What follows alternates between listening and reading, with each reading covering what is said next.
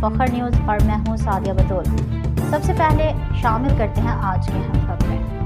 پاک پتن سے بیورو چیف ملک ریحان نواز کی رپورٹ کے مطابق ڈپٹی کمشنر ماریہ طارق کی زیر صدارت بورڈ آف ریونیو کے کی پرفارمنس انڈیکیٹرز سے متعلق جائزہ اجلاس منعقد ہوا۔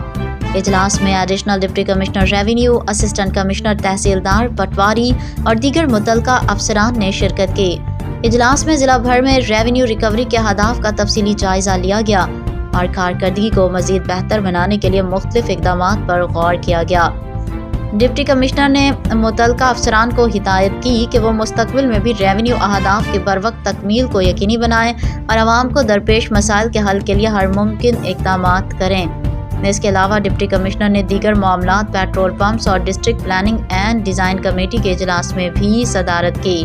انہوں نے مزید کہا کہ عوام کو بہترین سہولیات فراہم کرنا ضلع انتظامیہ کی اولین ترجیح ہے۔ فی الوقت کے لیے اتنا ہی۔ مزید خبروں کے اپڈیٹ کے لیے جڑے رہیے فخر نیوز کے ساتھ۔